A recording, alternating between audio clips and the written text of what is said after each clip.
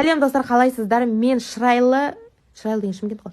Жас қала Астана қаласына келдім. Достар, мына жақ деген страшно суық қой. Мен точно картаны ашып қарадым, шынымен де Астананың центрде тұрмын екен, Сибір емес пе екен деп. Жаздың күні ғана бір-ақ рет келгем, тен дұрыс адам мына қыстың күні келмейді ау. Жаман. Қызылордадан кетіп бара жатқанда +11 мен шыққам, келгенде -37 мен түстім. Резкий контур полис ауысып кеттік ау деймін. Сонымен достар, пойызға мен 36-шы нөмірге түстім, дәл әжетхананың қасында. Кейбіреулер маған подписчикам, бұл несібе деп кейбіреу айтыпты, қитырланып, сен сондайға лайықтысың деп, мен несібені таңдадым мені.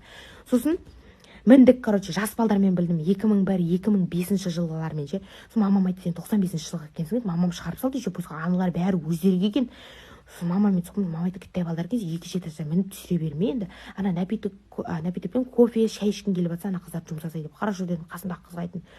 Қарындас, маған анау шай әкеліп бересің ғой, сен үлкенмін десем, қой айналайын, қазір үлкен кісі деп бөлінбейді, өзің алып ішесің. Хорошо дедім. Менде дәу болғанымен өз-өзімді сөзімде тұра алмаймын. Арқам жоқ та, кішкентай қыздар олар шымыр болады ғой жаман. Сонымен жүрдім, менде олардың арттан еріп олар істеген істеп, бірақ шамалы организм по-любому өзін береді екен 25 теңгені. Қоймай, бақыр-сақыр деген өлеңдерін Шәмші Қалдаяқовтың Сыған серенасын қостыра алмадым мен. Сыған серенада.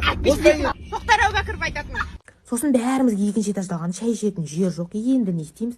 Ресторанға барамыз. Біз 12-ші пойызда, ресторан 7-ші пойызда. Сояққа дейін барамыз. Екі ортадан пойыздың қосылған жер бүйтіп дідік болады екен. Сөйтіп ресторанға бардық. Біз отырғызған жоқ. Ояқта тек кафешкі сияқты бір нәрсе екен, алып кетесің заттарын деді. Сонымен артқа қарай обратно қайттық.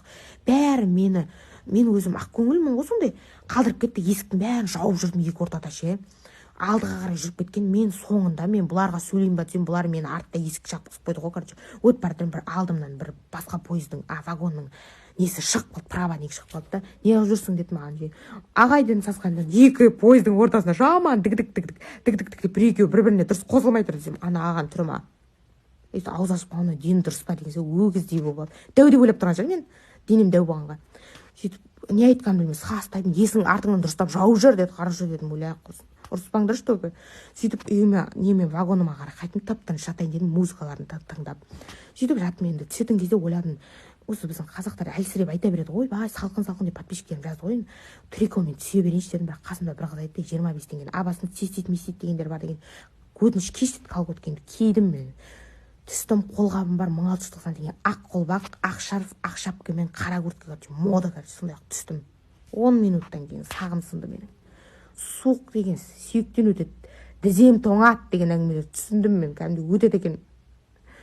Жаман болдым, жаман салқын ғой мына деген кірпіктермеден қатып, мына жерін деген қып-қызыл саусақтарым қолбақтан тоңып кеткен ғой достар.